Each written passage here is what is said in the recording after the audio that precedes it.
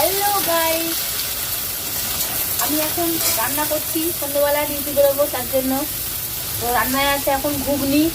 রাতে ঘুগনি করছি, করে রেখে দিয়ে আছে, কেন বাড়ির সবাই তো খাবে তার জন্য।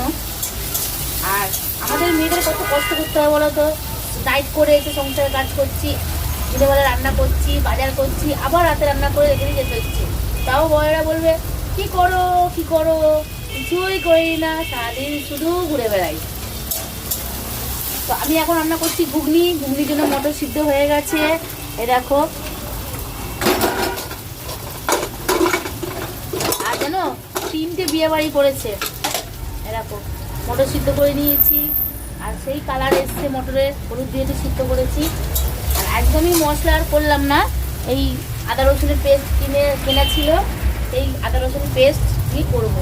তো তোমরা যারা যারা ঘুগনি খেতে পছন্দ করো চলে আসো আমার বাড়ি।